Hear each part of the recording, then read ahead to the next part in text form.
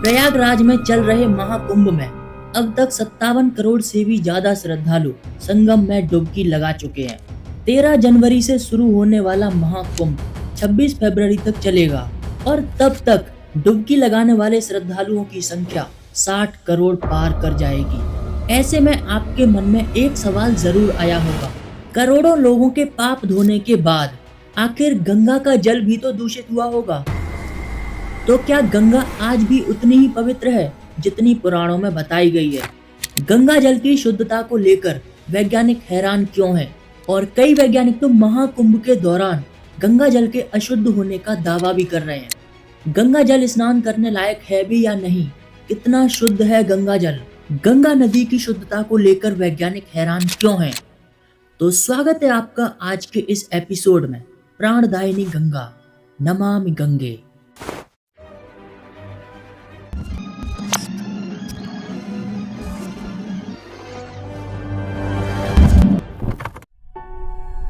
गंगा केवल एक नदी नहीं बल्कि भारतीय संस्कृति, आध्यात्म और आस्था की जीवन धारा है। हिंदू धर्म में गंगा को मां का दर्जा दिया गया है। इसका जल इतना पवित्र है कि स्नान मात्र से ही सारे पाप धुल जाते हैं। लेकिन क्या वाकई में गंगा उतनी पवित्र है जितनी पुराणों में बताई गई है? पुराणों के अनुसार गंगा की उत्पत्ति स्वर्ग से धरती पर भागीरथी की घोर तपस्या से हुई है। महादेव ने अपनी जटाओं में धारण कर गंगा की धारा को धरती पर प्रवाहित किया है। मोक्षदायिनी गंगा के दर्शन करने से, स्नान करने से जीवन का उद्धार होता है। यही कारण है कि आज प्रयागराज में चल रहे महाकुंभ में करोड़ों श्रद्धालु आस्था की डुबकी लगा चुके हैं।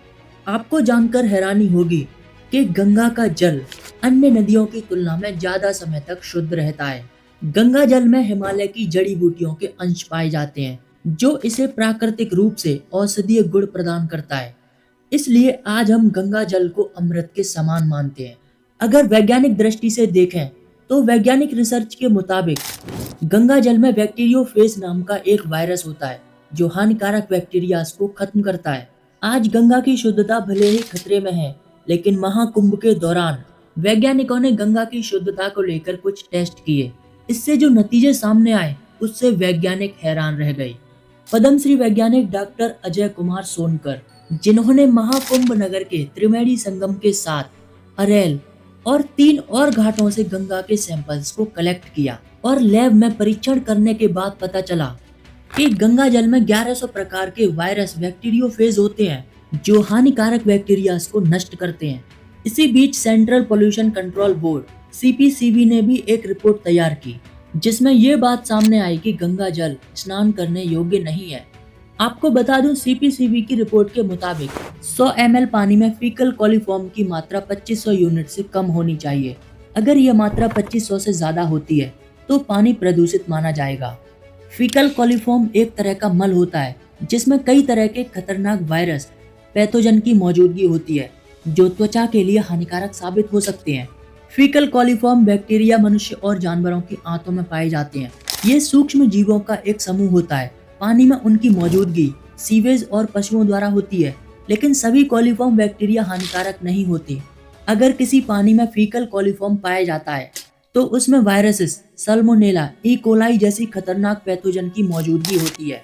CPCB ने इसकी जांच करने के लिए 21 जनवरी से प्रयागराज के अलग अलग जगहों पर गंगा यमुना के घाटों से 73 सैंपल्स को कलेक्ट किया, जिन पर 6 स्टैंडर्ड टेस्ट किए गए, जिनमें पानी की pH value, faecal coliform, biochemical oxygen demand, chemical oxygen demand और डिसॉल्व ऑक्सीजन।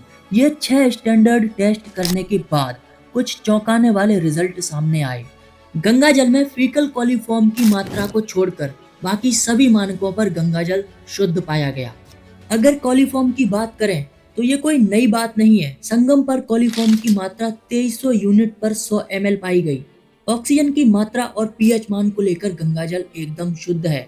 जल का pH मान 8.4 से 8.6 के बीच रहा। गंगा जल इतना क्षारीय है कि ये एल्कलाइन जितना शुद्ध है। एल्कलाइन पानी में प्राकृतिक खनिज होते हैं। झरनों और पहाड़ों से आने वाला शुद्ध पानी एल्कलाइन पानी होता है और वही शुद्धता पाई गई संगम के गंगा जल में। इस जल में किसी भी प्रकार के हानिकारक बैक्टीरिया की मौजूदगी नहीं है।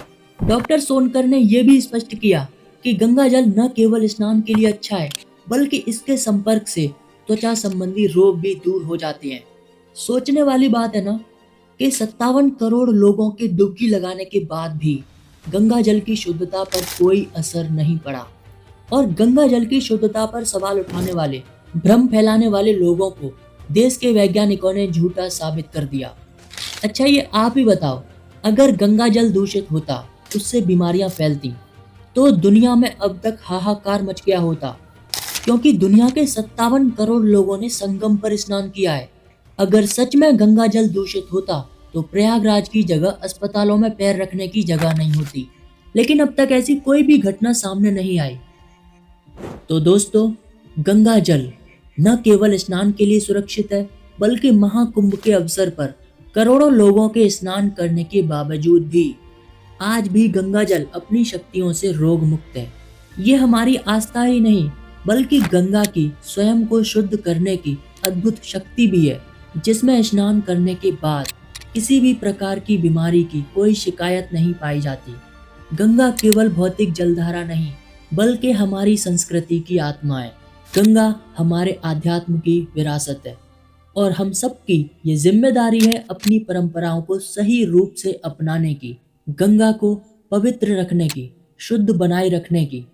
अगर आप भी गंगा को माँ मानते हैं, तो कमेंट में हर हर गंगे जरूर लिखना, और इस वीडियो को ज़्यादा से ज़्यादा शेयर करना। तो मिलते हैं एक और एपिसोड में, तब तक के लिए नमामि गंगे।